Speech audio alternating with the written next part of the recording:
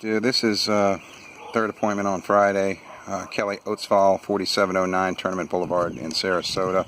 This is actually a Manatee County job. It says Sarasota, but it would fall under Manatee County in terms of permitting, from what I understand. So I'm just going to go over, it's a pretty big job. I'm going to go over first the overall measurements as they exist, and then afterwards we'll go into what we plan to do. Okay, so starting from down here, we have an existing non-structural concrete pad. It goes 3 feet 10 inches from the wall out to the edge. Then it goes 16 feet 4 inches up to this corner. And then from there we go 13 feet 10 inches to that point. There's a 4-foot run here as a walkway that would exist if we go to enclose this in as is. Alright, from there we go 16 feet 10 inches from there to the back corner of yet another non-structural concrete pad with a lot of crack and damage. Once we get here,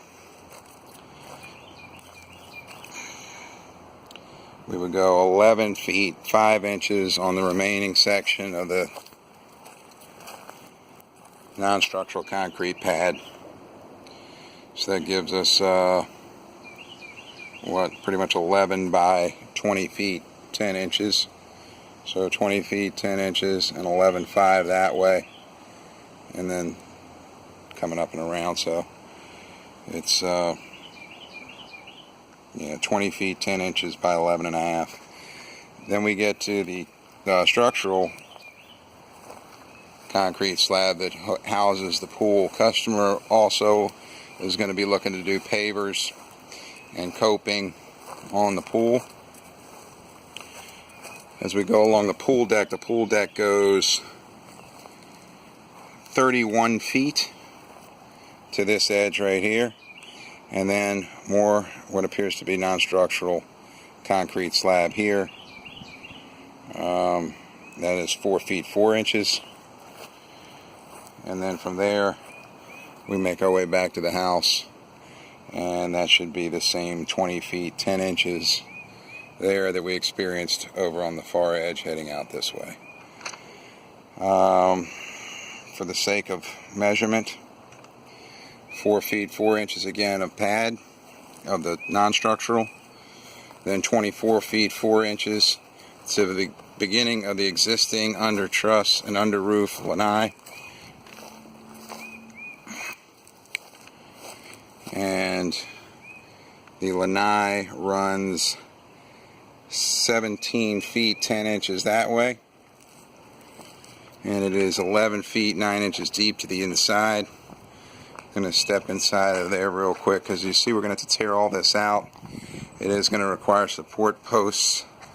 Put a beefy one, would like to get away with one post in the corner and a strong carrier beam across the top so they can have more open air. That's the plan as far as the structure beam there. And then obviously same thing here. We want to try and have as little structural as possible.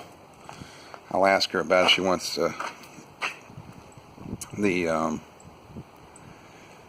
so I mean all the screen's going to be ripped out, so we're hoping to get away with just one post, but we may have to have two. And that's pretty much it as far as that goes. And then on the inside we have existing tile. I'm going to ask her if she wants that busted up, if she wants to try to transition from this. I'm assuming we want to keep it uniform, so this is probably going to get busted up and taken out. That is about it. Tear out existing screen, add supports. Of course, we're going to have 7-inch super gutter all the way across. We're going to need to factor in for demolition and removal of whatever concrete is deemed unusable, which is going to absolutely be this section here, possibly this section here. This is non-structural but appears to be in decent enough shape that we might be able to use that. I'm assuming that the same rules apply. We can put a cage on an existing non-structural. I just want to find out what the ruling is on that. That should be it. Again, going to be paving the entire area, enclosure around the entire area.